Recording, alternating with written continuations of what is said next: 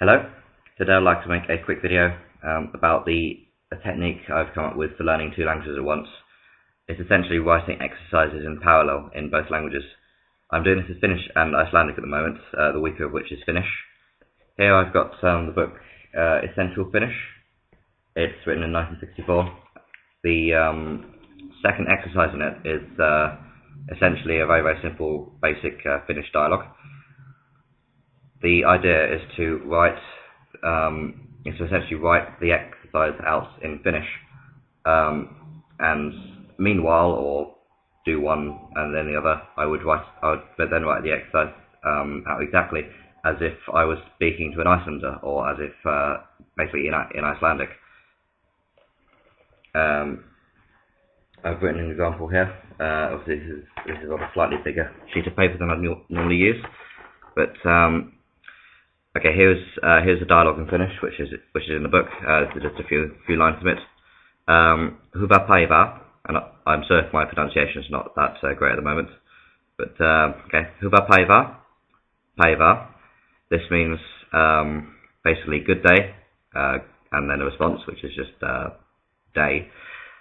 In Icelandic, there is an equivalent expression of introduction, which is góðan daginn, which is I think a very commonly heard expression, and then the response is góðan dag.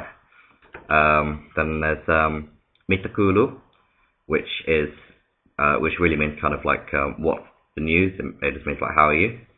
Then there's hvað frétta in Icelandic, which actually literally means what's the news, and is also a common expression. Kiitos, hyvä, that means like good, thank you, good. Allt gott, tack, which also means thank you, good, or all is good, thank you. Then there's puhutteko suomea, which means do you speak Finnish? The response being puhun vähän. If I was speaking to an Icelander, they might ask me puhutteko, if I was speaking to an Icelander, they might ask me talarðu íslensku? And I would say, yeah, svolítið. Yes, I speak a little. It means exactly the same in both languages. So essentially, that's the idea. There's also a previous exercise I've done, which is probably more suited to the style, because obviously some expressions just don't work in other languages. However, nouns pretty much always do. So here's this is essentially an exercise with pictures. This is for number 3. This is a picture of a radio, and it says set on radio. Picture of TV, set on television. I would do the same kind of use of columns.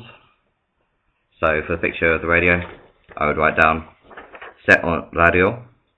In the second column, I would write down ZTR, which means kind of like that is, útvarp, which is the word for radio in Icelandic. I hope that illustrates what the idea is. In terms of analysis, here I've used Finnish and Icelandic.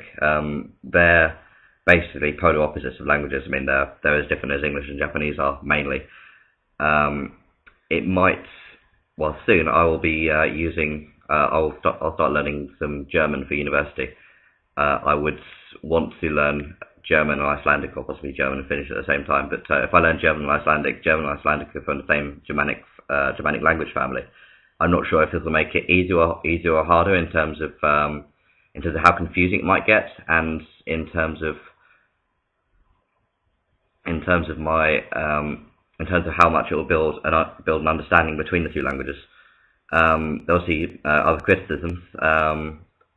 For this, you're really not concentrating on one foreign language, which you might do, say, if you're in a situation in that foreign country. You're actually concentrating on both, which could lead to getting a bit confused. There I actually did make a mistake, and I said if I was speaking to an Icelander, they might ask me puhutteko, which of course they wouldn't, because that's Finnish. And if this might, as I just said, might get a bit more confusing with related languages. You'd also have to account for some differences in culture or style of speech sometimes, which is why a dialogue exercise might not always be suitable. However, it's particularly helpful to me because at the moment, as I said, I'm learning two languages at once. I want to learn Finnish, but I also want to put in some time each day learning Icelandic. So what it does is it cements my stronger language, which is Icelandic, while improving my weaker one, which is Finnish. Also, the work volume appears to improve because basically for one exercise in any one textbook, I'm covering two languages. As both improve, they also might assist each other. As one textbook doesn't quite cover, if one textbook doesn't quite cover a certain element of a language, whereas for the other language it does, I can compensate that. I can make them both work together in the same exercise and cover hopefully more ground. I was wondering if any of you have used this method before. I just started doing it just because it felt good, to do. But I want to know if other people have used this method before. Have you found it to be a good method? Should I stop? Have you expanded it further into other things? Like, have you expanded it into audio and things? I'm not sure how that could work. Maybe audio translation or something. I'm basically looking for feedback here. But yeah, if you do start doing this and you find it to be beneficial, please tell me also. Thank you for watching.